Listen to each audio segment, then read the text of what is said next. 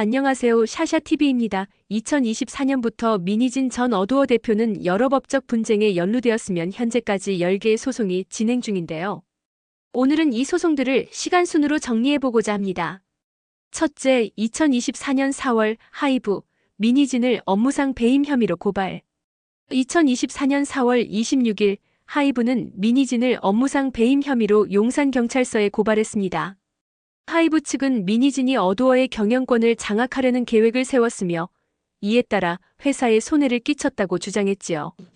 특히 하이브는 어도어의 부대표이자 기업 지배구조의 정통한 공인회계사와 논의하며 향후 주식 매수 청구권, 즉 풋옵션 행사 시 예상할 수 있는 금액 및 실행 시기를 구체적으로 검토했다고 밝혔습니다. 또한 권리침해 소송, 싱가포르 투자청, 사우디 국부펀드 등의 투자 유치를 포함한 문서가 발견되었으며 해당 사안을 가볍게 넘길 일이 아니라고 강조했지요.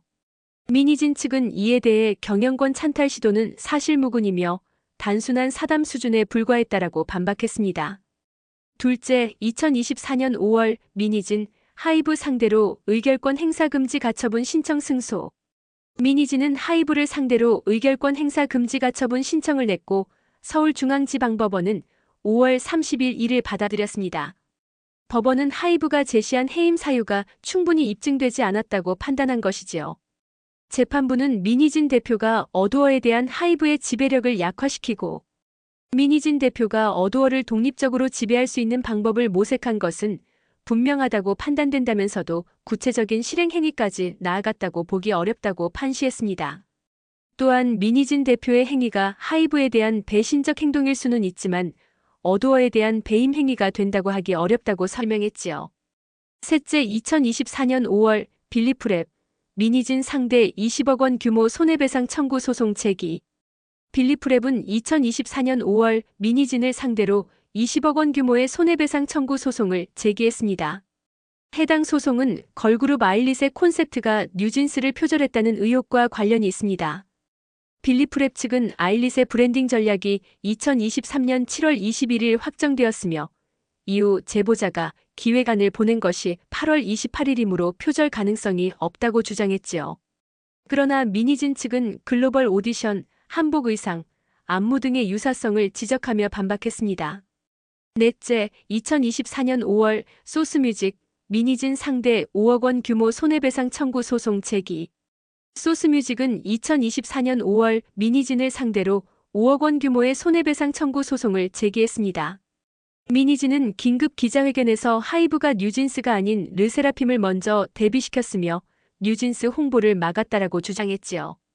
이에 대해 하이브 측은 소스뮤직과 민희진 간 논쟁으로 인해 뉴진스 데뷔 일정이 밀리면서 소스뮤직이 준비하는 르세라핌이 먼저 데뷔하게 된 것이라며 두 팀의 데뷔 시점이 연달아 이어져 서로 충분히 홍보할 수 있는 시간이 부족해 최소 일정 기간 홍보 기간을 설정하기로 한 것이라고 반박했습니다.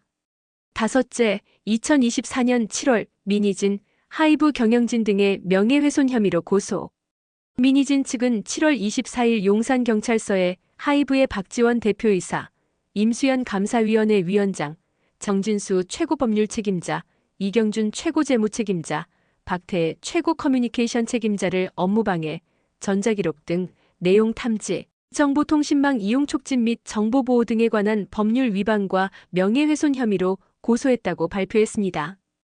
여섯째, 2024년 8월 어도어 전 직원 민희진 상대로 1억 원 손해배상 소송 제기. 어도어의 전 직원 B씨는 작년 8월 민희진 전 대표를 근로기준법 및 개인정보보호법 위반 혐의로 경찰에 고소하고 1억 원의 손해배상을 요구하는 소송을 제기했습니다. B씨는 어도어에서 퇴사한 후 해당 부대표 및 민희진을 부당 노동행위 및 노사 부조리 혐의로 고용노동부 서울서부지청에 신고하였으며 명예훼손 및 개인정보보호법 위반 혐의로 추가 고소를 진행했습니다. 초기에는 민희진 전 대표가 잘못을 인정하고 사과하면 조정을 통해 합의할 의향을 보였으나 민희진 측이 해당 주장 자체를 부정하면서 합의가 결렬되었습니다. B씨는 어도어 근무 당시 부대표로부터 괴롭힘과 성희롱을 당했으며 민희진 전 대표가 이를 방관하고 오히려 자신을 모욕했다고 주장하고 있습니다. 또한 민희진 전 대표가 인스타그램을 통해 B씨와의 카카오톡 대화 내용을 공개한 점도 문제로 지적되었습니다. 일곱째, 2024년 11월 미니진, 하이브를 상대로 풋옵션 대금 청구 소송. 어도어 사내이사직에서 사임한 미니진은 11월 20일 하이브를 상대로 풋옵션 행사에 따른 대금 지급을 요구하는 소송을 제기했습니다. 미니진과 하이브 간 체결된 주주간 계약에 따르면 풋옵션 행사 시 어도어의 최근 2개년 평균 영업이익의 13배를 곱한 금액에서 본인이 보유한 어도어 지분율 75%에 해당하는 금액을 받을 수 있습니다. 2024년 4월 공개된 어도어 감사보고서에 따르면 미니진 전 대표는 어도어 주식 57만 3,160주를 보유하고 있었으며 이를 바탕으로 계산하면 약 260억 원을 받을 수 있었습니다.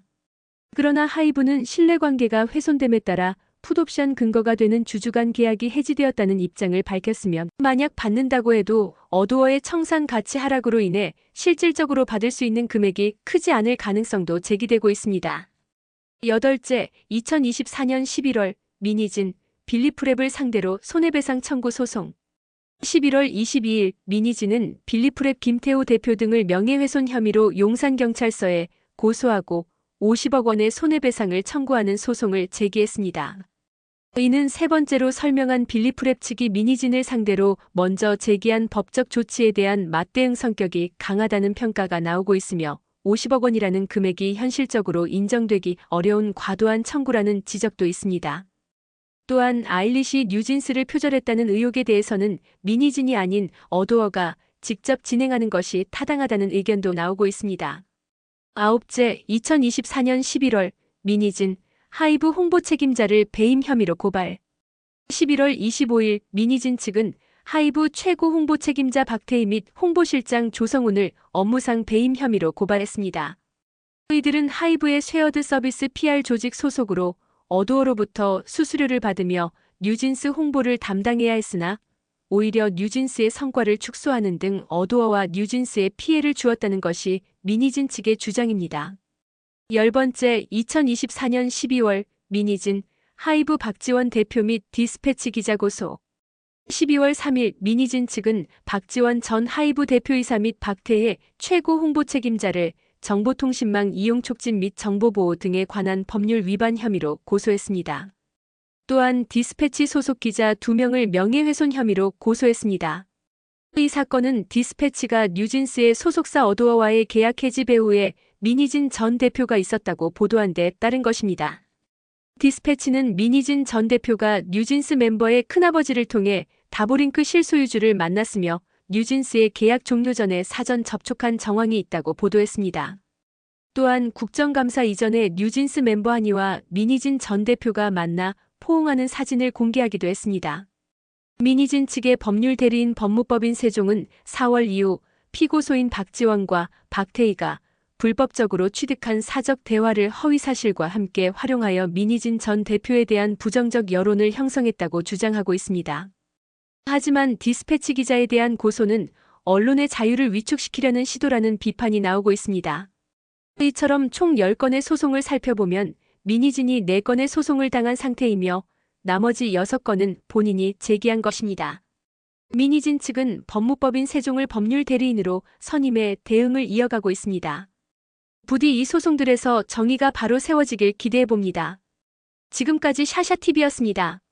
앞으로도 샤샤TV와 함께하고 싶으시다면 오른쪽 샤샤TV 버튼을 눌러 구독해주세요.